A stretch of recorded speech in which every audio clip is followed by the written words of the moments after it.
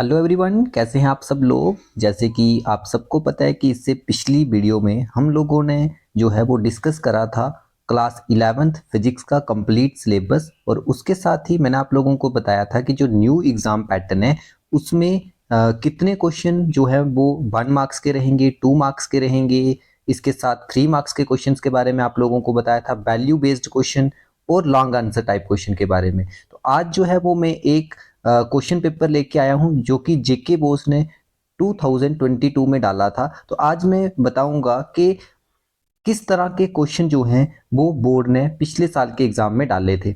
और हम लोग कोशिश करेंगे कि उन क्वेश्चंस को बीच में सॉल्व भी करेंगे और आप लोगों को जो है वो एक आइडिया हो जाएगा कि बोर्ड का पेपर किस तरीके का आता है। तो आप लोगों ने अगर इससे पिछली वाली वीडियो नहीं देखी है तो सबसे पहले मैं आपको यही बोलूंगा कि आप जाके उस वीडियो को देखें, जिसमें हम लोगों ने कंप्लीट सिलेबस और इम्पोर्टेंट टॉपिक्स को डिस्कस किया है। तो आप लोगों को उस वीडियो का लिंक जो है वो डिस्क्रिप्शन में मिल जाएगा। तो चलिए करते हैं स्टार्ट। जैसे कि लास्ट टाइम मैंने आप लोगों को बताया था कि जो सबसे पहली सेक्शन रहेगी फिजिक्स के पेपर की, तो उसमें जो है वो very very short answer type question रहेंगे जो कि 1 मार्क्स के क्वेश्चन होंगे। ये जो पेपर है इसके मैक्सिमम मार्क्स 100 नहीं है, ये 70 मार्क्स का पेपर होता है। 30 मार्क्स आपके प्रैक्टिकल्स के होते हैं। तो देखिए सबसे पहले जो क्वेश्चन बना है वो बना है इंटीग्रेशन के ऊपर। तो आप लोग देखें, इसमें इंटीग्रेशन दिया है from limit capital R to infinity, capital G, capital M, small m, x square d x. तो आप लोगों को अगर इसको इंटीग्रेट करना है तो आप लोगों को पता है सबसे पहले capital G, capital M and small m, ये तीनों कांस्टेंट हैं। तो हम लोग सबसे पहले क्या करेंगे, इन तीनों कांस्टेंट को जो है वो बाहर ले आएंगे, ठीक है, इंटीग्रेशन से। तो आप लोग देखेंगे ये बन जाएगा, आप लोग इधर देखेंगे तो ये बन जाएगा capital G, capital M, small m, integration of from limit R to infinity 1/x। तो आपको पता है कि 1/x का स्क्वायर है, तो इसको हम लोग लिख सकते हैं x की पावर -2 dx। तो इधर हम लोग फार्मूला लगा देंगे x की पावर n। जैसे कि अगर इसको हम इंटीग्रेट करें तो ये वैल्यू बन जाएगी capital G, capital M, small m. जब इसको इंटीग्रेट करेंगे तो ये बन जाएगा x की पावर -2 + 1 अपान -2 + 1। और इसमें हम लोग अपर लिमिट लगाएंगे इन्फिनिटी और लोअर लिमिट बन जाएगा स्मॉल आर। तो आप लोग देख सकते हैं इस तरह से हम लोग इसको इंटीग्रेट कर देंगे। तो आपको पता है -2 + 1 तो बन जाएगा -1। जैसे कि आप अपनी स्क्रीन के ऊपर देख सकते हैं ये वैल्यू आ जाएगी और ये लिमिट हमारी लग जाएगी। अब आपको पता है आगे हमारे स्टेप में ये जो -1 है इधर आ जाएगा माइनस का, capital G, capital M, small m. और आपको पता है upper limit minus lower limit, तो इसको हम लोग सिंप्लीफाई करेंगे। सिंप्लीफाई करके हमारा जो आंसर है वो बन जाएगा capital G, capital M, small m upon R. Second 1 marks का क्वेश्चन जो पूछा गया है कि at which angle the height attained by a projectile is maximum.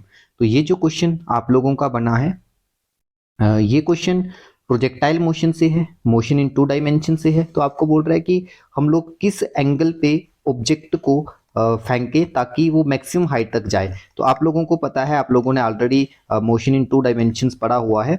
तो इसके लिए अगर हम बात करें तो आप लोग देख सकते हैं कि जैसे एग्जाम्पल के तौर पे आप लोगों को समझाऊं कि ये हमारे पास ऑब्जेक्ट है। अगर इस ऑब्जेक्ट को मैं इस तरह से फेंकता हूं वर्टिकली या बर्ड डायरेक्शन में, तो आप लोग देख सकते हैं कि ये मैक्सिमम हाइट अटेन करेगा। तो इसका जो एंगल बनेगा वो कितना बन जाएगा, 90 डिग्री। ठीक है। इसी तरह से इसके ऊपर एक और क्वेश्चन बन सकता है कि अगर मैक्सिमम हॉरिजेंटल रेंज चाहिए तो उसके लिए किस एंगल पे जो है वो प्रोजेक्टाइल को हम लोग जो है वो फेंकेंगे। तो उसके लिए याद रखना, उसके लिए आपका आंसर बन जाएगा 45 डिग्री। ठीक है, इस तरह से। तो इस समय से मैक्सिमम हॉरिजेंटल रेंज होगी।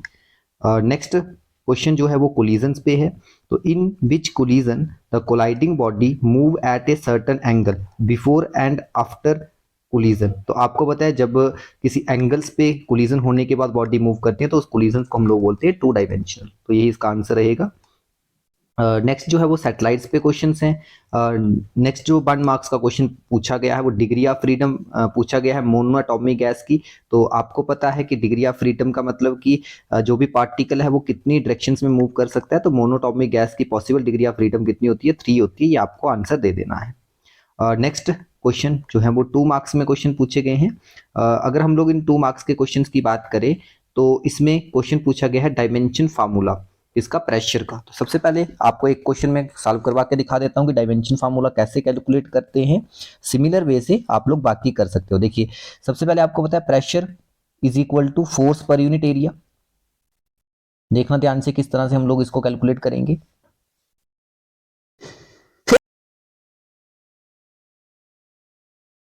हाँ, तो जैसे कि मैंने आप लोगों को बताया कि प्रेशर इज इक्वल टू क्या होता है, फोर्स पर यूनिट एरिया। और अगर हम लोग बात करें, फोर्स होती है मास इनटू एक्सेलरेशन, अपान एरिया होता है हमारे पास लेंथ इनटू ब्रेथ, या लेंथ इनटू लेंथ कर देते हैं हम लोग, ठीक है। तो सेम तरह से मास जो है ये आएगा m, और एक्सेलरेशन क्या होता है, आपको होता है वेलोसिटी अपान टाइम। तो इधर हम लोग ये बोल सकते हैं कि अगर हम लोग इनके डायमेंशंस को इधर लिखना चाहें तो हम लोग किस तरह से इसके डायमेंशंस लिख सकते हैं। देखो, सबसे पहले अगर हम लोग बात करते हैं मास की, तो मास के लिए डायमेंशंस आएगा m की पावर 1। एक्सेलरेशन का डायमेंशन फार्मूला तो इसमें है वेलोसिटी, तो वेलोसिटी होती है l की पावर 1 और t की पावर -1, है ना। तो ये बन जाएगा l, तो इधर बन जाएगा t की पावर, देखो -1 और डिवाइडेड बाय टाइम होगा तो ये बन जाएगा -2, ठीक है। तो ये हमारे पास डायमेंशन फार्मूला बन जाएगा फोर्स का, डिवाइडेड बाय नीचे बन जाएगा l की पावर 2। अब आप लोग देखो, अगर इसको सिंप्लीफाई हम लोग करें तो इसी को सिंप्लीफाई करके हम लोग जो है वो इस तरीके से इधर लिख सकते हैं। इधर हम लोग इस तरीके से लिख सकते हैं, देखिए ध्यान से, विच इज इक्वल टू, ये बन जाएगा m, देखो l की पावर -2 आपका डिनोमिनेटर में, इसको न्यूमिनेटर में लेके आएंगे तो ये बन जाएगा l की पावर 1 -2, तो ये बन जाएगा -1, और t की पावर ऑलरेडी -2 है, तो ये m l की पावर -1 t की पावर -2, तो डायमेंशन फार्मूला बन जाएगा प्रेशर का। तो इस तरीके से हम लोग किसी भी फिजिकल क्वांटिटी का डायमेंशन फार्मूला कैलकुलेट कर सकते हैं। सेम तरह से प्लैंक कांस्टेंट का जो फार्मूला है वो आपकी स्क्रीन पे आप उसको कैलकुलेट कर लीजिएगा। नेक्स्ट क्वेश्चन है, which of the following length measured in most accurate and why. तो आपको पता है कि जिस भी मेजरमेंट में सिग्निफिकेंट फिगर ज़्यादा है तो उसको हम लोग बोलते हैं ज़्यादा एक्यूरेट है। तो सबसे पहले अगर हम लोग चेक करें फर्स्ट वाला, तो फर्स्ट में जो सिग्निफिकेंट फिगर है वो 2 है, सेकंड में सिग्निफिकेंट फिगर 3 है, और फोर्थ वाले में, थर्ड वाले पार्ट में सिग्निफिकेंट फिगर 4 है, ठीक है। तो इस तरह से हम लोग बोल सकते हैं कि 2.000 सेंटीमीटर जो है ये ज़्यादा एक्यूरेट है। नेक्स्ट अगर हम लोग आगे बढ़े तो state the condition under which a force does no work. तो किस कंडीशंस के लिए जो है वो वर्क डन बाय फोर्स जो है वो 0 होता है, ये क्वेश्चन आपको क्वेश्चन नंबर 7 पूछा गया। तो सबसे पहले अगर हम लोग बात करें वर्क के डेफिनेशन की, तो वर्क जो होता है वो डॉट प्रोडक्ट होता है किसका, फोर्स का और डिस्प्लेसमेंट का, ठीक है। F vector dot S vector, अगर हम लोग इसको देखें तो ये बन जाएगा एफ एस कॉस थीटा। अब मेरे को बताओ कि कॉस थीटा जो है वो मिनिमम कब होगा, जब थीटा की वैल्यू क्या होगी 90 डिग्री। तो इसका मतलब कि जो वर्क डन बाय फोर्स है वो 0 कब होगा, वो 0 होगा जब हमारे पास एंगल फोर्स और डिस्प्लेसमेंट के बीच में 90 डिग्री होगा, और जहां बॉडी सर्कुलर मोशन में होगी। तो ये कंडीशंस इधर लिखी गई हैं। आई होप कि आपको ये चीज समझ में आ गई होगी। नेक्स्ट है डिफाइन प्रिंसिपल ऑफ कैलोरीमेट्री। इसमें सिंपल में हम लोग बात करेंगे, जैसे एग्जांपल के तौर पे मैं आप लोगों को समझाता हूँ कि इस प्रिंसिपल पे काम करता है। जैसे हमारे पास एक बॉडी है, ठीक है, और ये इसके साथ ही कोई भी दूसरी बॉडी पड़ी हुई है। अगर मैं बोलूं कि जो ये इस बॉडी को ए बॉडी बोल दें, इस बॉडी को बी बॉडी बोल दें, तो अगर जो ए बॉडी है इसका टेम्परेचर है मान लो 70 डिग्री सेल्सियस, और बी वाली बॉडी का टेम्परेचर है 30 डिग्री, तो आपको पता है कि जो ए बॉडी है वो क्या करेगी, हीट को लूज करेगी, और बी वाली बॉडी हीट का गेन करेगी, क्योंकि आपने ये चीज पढ़ी है कि heat flow from their higher temperature towards their lower temperature. तो प्रिंसिपल ऑफ कैलोरीमेट्री किस पे काम करता है कि जो हीट लॉस्ट है वो किसके बराबर होता है, हीट गेन के। तो ये इसका प्रिंसिपल है। आई होप आप लोगों को समझ में आ गया होगा। नेक्स्ट है state law of equipartition of energy. देखो, law of equipartition of energy किसके बारे में बात करता है, ये बोलता है कि किसी भी डायनामिकल सिस्टम के लिए जब वो थर्मल इक्विलिब्रियम पे है, जो एनर्जी होती है वो इक्वली डिवाइड होती है हर एक डिग्री ऑफ फ्रीडम के लिए। और ये जो एनर्जी है हर एक डिग्री ऑफ फ्रीडम के लिए ये कितनी होती है, 1/2 के टी। जो आपको पता है कि ये के जो है वो कांस्टेंट है, जिसको बोल्ट्जमैन कांस्टेंट हम लोग बोलते हैं, और टी है absolute temperature of the system. चलिए नेक्स्ट क्वेश्चन आते हैं। नेक्स्ट क्वेश्चन में आप लोगों को एक न्यूमेरिकल दिया गया है। इसमें बोला गया if a simple pendulum oscillates with an amplitude of 50 millimetre and time period of 2 second find the maximum velocity. तो देखिए आप लोगों को अगर इसमें हम लोग बात करें तो इसमें हमें जो वेलोसिटी है वो कैलकुलेट करनी है। तो इसको किस तरह से हम लोग कैलकुलेट करेंगे आप लोग देखिए ध्यान से। हम लोगों ने ऑलरेडी मैक्सिमम वेलोसिटी के लिए एक्सप्रेशन पढ़ा था, ठीक है। तो हमारे पास जो मैक्सिमम वेलोसिटी का एक्सप्रेशन आया था वो आया था ए ओमेगा, ठीक। तो सबसे पहले हम लोग इसमें देखेंगे ए हमारे पास एम्पलीट्यूड है और ओमेगा हमारे पास एंगुलर वेलोसिटी है। तो सबसे पहले आप लोग देखो एम्पलीट्यूड की वैल्यू, ए की वैल्यू आप लोगों को दी है 50 मिलीमीटर। अगर इसको हम लोग एसआई सिस्टम में कन्वर्ट करें तो ये बन जाएगा 50 मल्टीप्लाई 10⁻³ मीटर। तो ये हमारे पास एम्पलीट्यूड की वैल्यू है। अगर हम लोग ओमेगा की बात करें तो ओमेगा क्या है, सबसे पहले इसको हम लोग समझते हैं। देखिए ध्यान से, जैसे एग्जाम्पल के तौर पे मैं आप लोगों को समझाऊं कि अगर मेरे पास सर्कुलर मोशन है तो उसमें हम लोग टर्म डिफाइन करते थे एंगुलर वेलोसिटी। तो एंगुलर वेलोसिटी क्या है आप लोगों को पता है, एंगुलर डिस्प्लेसमेंट। और एक पूरे रेवोल्यूशन में एंगुलर डिस्प्लेसमेंट होता है 2 पाई और टाइम पीरियड होता है 2, तो ओमेगा होता है 2 पाई बाय टी। तो इधर जो टी की वैल्यू है वो हमें दी गई है, अगर आप लोग ध्यान से देखें वो दी है 2 सेकंड कैपिटल टी की वैल्यू। तो इसलिए हम लोगों ने ये वैल्यू डाल दी इधर 2 पाई बाय आपका 2। तो जब इसको सिंप्लीफाई करेंगे, सिंप्लीफाई करके ये हमारा आंसर बन जाएगा। तो इस तरह से हम लोग इस न्यूमेरिकल्स को सॉल्व कर लेंगे। अगर इधर तक किसी भी स्टूडेंट को कोई डाउट है, ठीक है, तो वो कमेंट सेक्शन में बताए, नेक्स्ट वीडियो में उसका वो डाउट क्लियर किया जाएगा। और इसके अलावा सेम तरह का न्यूमेरिकल आप लोग सॉल्व करेंगे। इसमें टाइम पीरियड की वैल्यू को चेंज कर लीजिए, चेंज करके 5 सेकंड कर दीजिए। जो भी आपका आंसर आता है उस आंसर को आप कमेंट सेक्शन में बताइए। नेक्स्ट है state and explain work energy principal.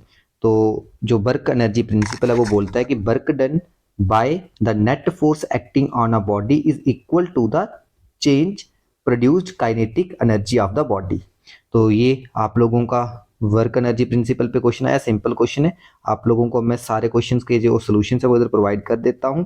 अगर आप लोग चाहते हैं कि किसी पर्टिकुलर क्वेश्चन को मैं सॉल्व करवाऊं तो उसको मैं सॉल्व भी करवा दूंगा। सिंपल में वर्क एनर्जी प्रिंसिपल बोलता है कि work done is equal to change in kinetic energy, ठीक है। Final kinetic change in kinetic energy का मतलब final kinetic energy minus initial kinetic energy, ठीक है। तो इसको आप लोग प्रूफ कर लेंगे। नेक्स्ट है क्वेश्चन जो इसके आर में आया हुआ था, ब्रीफली एनालाइज इलास्टिक कोलिजन इन 2 डायमेंशन। तो आप लोगों को पता है, मैं थोड़ा सा फिगर से आप लोगों को समझा देता हूं कि जैसे मेरे पास 2 बॉडीज हैं, आप लोग अगर ध्यान से देखें तो एक बॉडी है ये वाली बॉडी, इसके मास को हम लोग बोल देते हैं m1 और दूसरी वाली बॉडी के मास को हम लोग बोल देते हैं m2। ये दोनों स्टार्टिंग में मान लो एक स्ट्रेट पाथ में मूव कर रही थी और आके जब ये बॉडी आपस में स्ट्राइक करती हैं, कोलाइड करती हैं, कोलाइड करने के बाद जो m1 मास वाली बॉडी है वो इस डायरेक्शन में मूव कर जाती है और जो सेकंड वाली बॉडी है वो इस डायरेक्शन में मूव कर देती है। तो ऐसे कोलिजन्स को हम लोग बोलते हैं motion in collision in 2 dimensions. तो इसी के बारे में आप लोगों को ऑलरेडी आई होप कि पढ़ा होगा आप लोगों ने। तो मेरा आज की वीडियो में सारे क्वेश्चन सॉल्व में नहीं करवा रहा हूं, मैं सिर्फ आप लोगों को बता रहा हूं कि क्वेश्चन किन टॉपिक में से किस तरीके से बनेंगे। अगर आप लोगों को किसी भी क्वेश्चन में कोई परेशानी आती है, आप लोगों को लगता है कि मेरे को ये समझ में नहीं आ रहा, आप लोग क्वेश्चन जो है वो कमेंट सेक्शन में लिखिए, नेक्स्ट वीडियो में मैं उसका सोल्यूशन आप लोगों को प्रोवाइड कर दूंगा। नेक्स्ट है डिफरेंशिएट करना है e की पावर ax को बाय एब इनिशियो मेथड। तो लास्ट टाइम जब भी मैंने आप लोगों को इंपॉर्टेंट टॉपिक मार्क करवाए थे तो उसमें मैंने ये चीज क्लियरली बोली थी कि 3 क्वेश्चन खास करके एब इनिशियो मेथड से पढ़ के जाइएगा। एक e की पावर x, एक sin x cos x और एक x की पावर n। तो ये इंपॉर्टेंट बनते हैं, आप लोग इनको कर लीजिएगा। नेक्स्ट है क्वेश्चन जो हमारे पास आया हुआ है, ये है the frequency nu of an oscillating drop में depends upon radius of the drop, density of the liquid and the surface tension of the liquid, deduce the formula dimensionally. तो ये एप्लीकेशन जो आपने पढ़ी है डायमेंशन एनालिसिस की, ठीक है, डेरिवेशन ऑफ फार्मूला। तो उसी के बेसिस के ऊपर जो है अगर हमें पता है कि फिजिकल क्वांटिटी किन किन फैक्टर्स पे डिपेंड हो रही है तो उसका फार्मूला हम लोग डिराइव कर सकते हैं। तो उसी मेथड से हम लोग इसको डिराइव कर लेंगे। नेक्स्ट क्वेश्चन जो बना है, define uniform velocity of an body moving along a straight line but will be the shape of position time and velocity time graph of such a motion. तो ये आप लोगों का क्वेश्चन बना है काइनेमेटिक में से, ठीक है, मोशन इन वन डायमेंशन में से। तो आप लोग देख सकते हो इस क्वेश्चन को आप लोग कर लेंगे। नेक्स्ट है बट इज अ प्रोजेक्टाइल। तो प्रोजेक्टाइल के बारे में हम लोगों ने थोड़ी सी बात ऊपर भी करी कि जब भी बॉडी का मोशन टू डायमेंशंस में होता है तो उस मोशन को हम लोग बोलते हैं प्रोजेक्टाइल मोशन और उस बॉडी को बोलते हैं प्रोजेक्टाइल। जैसे एग्जाम्पल के तौर पे इसकी काफ़ी सारी एग्जाम्पल्स हो सकती हैं, जैसे कि अगर हम लोग बात करें कि इधर से किसी बुलेट को फायर किया जाता है तो जो बुलेट का मोशन है वो कुछ इस तरीके का होगा, तो इसको हम लोग बोलते हैं हॉरिजेंटल प्रोजेक्शन। और अगर हम लोग जैसे क्रिकेट के टाइम पे एक बैट्समैन एक बॉल को हिट करता है तो बॉल इस तरीके से मूव करती है इसमें, तो इसको बोलते हैं एंगुलर प्रोजेक्शन। तो इस तरह से ये प्रोजेक्टाइल के ऊपर जो क्वेश्चन है इंपॉर्टेंट टॉपिक है, मैंने लास्ट टाइम आपको मार्क भी करवाया कि प्रोजेक्टाइल मोशन के ऊपर, मोशन इन टू डायमेंशंस के ऊपर एक क्वेश्चन आपके फाइनल एग्जाम में रहेगा। तो आप लोग इसके सारे केसेस को अच्छे से जो है वो कर लीजिएगा। नेक्स्ट क्वेश्चन की अगर बात करें तो ये भी टॉपिक मैंने इंपॉर्टेंट मार्क आपको करवाया हुआ है। Why are the curved road bank obtain an expression for angle of banking of a curved road. तो आपको मैंने पहले भी बता दिया कि इससे पहले इंपॉर्टेंट टॉपिक्स के ऊपर सिलेबस में से जो भी इंपॉर्टेंट टॉपिक है उनको मैंने मार्क करवाया है। तो आप लोग चेक कर सकते हैं कि जो ये पिछले साल का पेपर बना है इसमें जो भी उसमें टॉपिक मैंने मार्क करवाए थे उनमें से क्वेश्चन बने हैं। तो आप लोग फर्स्टली उस वीडियो को देखिए और उन टॉपिक्स को प्रिपेयर करिए। कोशिश ना करें कि आप लोग जो साल पेपर के ऊपर ये आंसर्स हैं इनको डायरेक्ट सॉल्व करने की, क्योंकि हर एक टॉपिक दूसरे टॉपिक के साथ लिंक है तो आपको वो समझ में नहीं आएगा। इन केस आप लोगों को लगता है कि आपको किसी टॉपिक में समझ में नहीं आ रहा है तो आप लोग कमेंट सेक्शन में आप बता सकते हैं, हम लोग आने वाले टाइम पे उसके ऊपर वीडियो बना के आपको वो पूरा टॉपिक एक्सप्लेन कर देंगे। सेम तरीके से नेक्स्ट क्वेश्चन बना है state the two theorems of momentum of inertia. Next है obtain an expression for torque in cartesian coordinates. Next है briefly discuss the limitation of first law of thermodynamics. State zeroth law of thermodynamics, define temperature, state the postulates of kinetic theories of gas, but are transverse wave, give examples।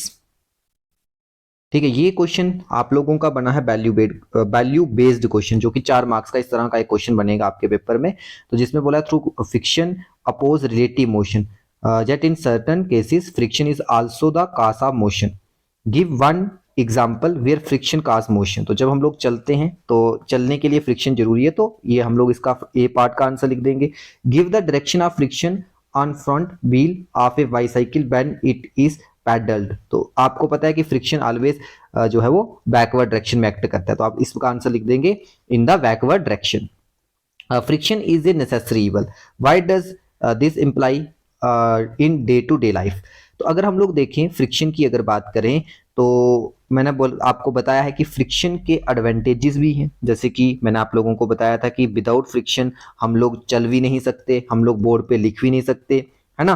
तो but friction जो है वो where tier भी करती है हमारी machineries को, तो इसका मतलब कि फ्रिक्शन हमारे लिए जरूरी भी है और हमारे लिए उसकी डिसएडवांटेजेस भी है। तो इसलिए हम लोग ये बोलते हैं कि फ्रिक्शन एक नेसेसरी ईवल है। तो ये इसका आंसर आप लोगों को लिख लेना है। नेक्स्ट क्वेश्चन ग्रेविटेशन में से बना है, explain Kepler's law of planetary motion and deduce Newton's law of gravitation from them. Next जो आपके क्वेश्चन बना है वो बना है define escape velocity, derive an expression for it. तो एस्केप वेलोसिटी पे क्वेश्चन नेक्स्ट बना है।